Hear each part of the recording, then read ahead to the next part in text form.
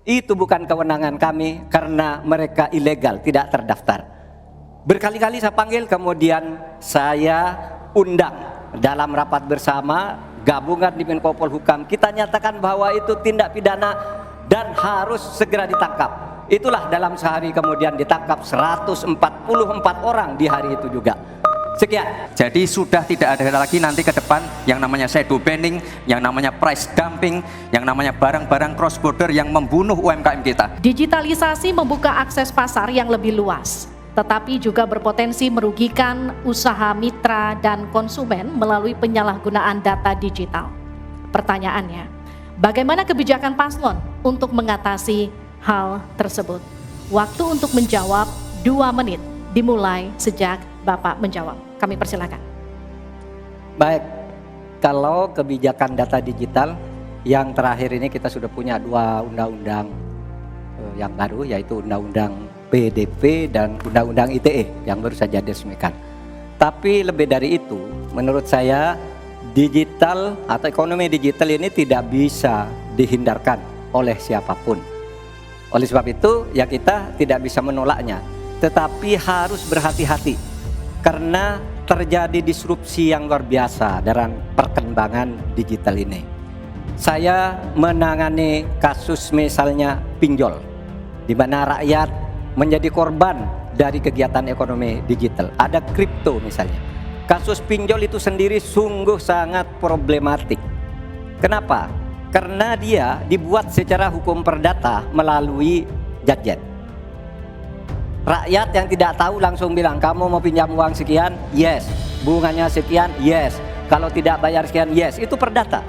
Dan itu banyak yang menjadi korban. Banyak yang sampai bunuh diri. Ada seorang dari Semarang, seorang guru meminjam hanya 500 ribu, kemudian hutangnya menjadi 240 juta karena selalu bertambah bunganya. Kemudian ada yang sampai bunuh diri. Dalam hal pinjol ini ketika saya sampaikan ke Polri, tidak bisa Pak, itu hukum perdata. Ketika saya sampaikan ke OJK, OJK bilang itu bukan kewenangan kami. Itu bukan kewenangan kami karena mereka ilegal, tidak terdaftar. Berkali-kali saya panggil, kemudian saya undang dalam rapat bersama gabungan di Menko Polhukam. Kita nyatakan bahwa itu tindak pidana dan harus segera ditangkap. Itulah dalam sehari kemudian ditangkap 144 orang di hari itu juga. Sekian. Baik, tepat waktu. Selanjutnya kami berikan kesempatan kepada.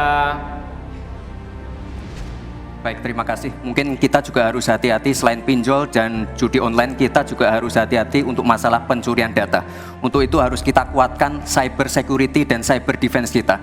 Itu sudah kita lakukan di Solo Technopark, ada sekolah cyber security. Dan yang perlu ditekankan lagi adalah bagaimana para e-commerce ini bisa comply dengan regulasi kita. Jadi sudah tidak ada lagi nanti ke depan yang namanya shadow banning, yang namanya price dumping, yang namanya barang-barang cross border yang membunuh UMKM kita.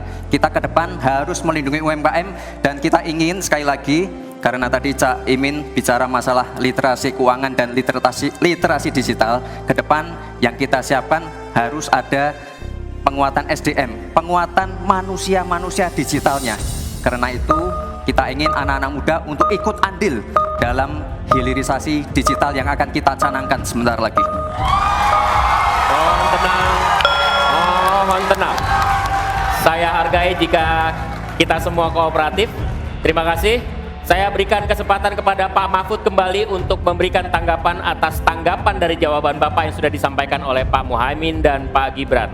Waktu Anda 1 menit untuk menanggapi, dimulai dari Bapak menyampaikannya. Alhamdulillah, apa yang diusulkan, ditambahkan oleh Cak Imin dan Mas Gibran itu sudah ada di visi misi kami semuanya. Tinggal baca itu. Misalnya kalau bicara infrastruktur agar bisa merata tapi aman, kadang-kala kita bicara infrastruktur itu hanya jembatan, rumah, gedung dan sebagainya. Padahal ada 3 infrastruktur yang harus dibangun. 1 infrastruktur fisik seperti yang sekarang ada, lalu infrastruktur regulasi, kemudian infrastruktur digitalisasi. Itu penting dibangun ke depan. Sama terkait dengan itu sudah ada juga cyber security. Bahkan saya sendiri yang memimpin rapat di Menko Polhukam dengan memanggil pihak-pihak yang terkait dengan tugas-tugas ini agar cyber security ke depan ditegakkan dengan sebaik-baiknya agar kita tidak selalu kecolongan. Selesai.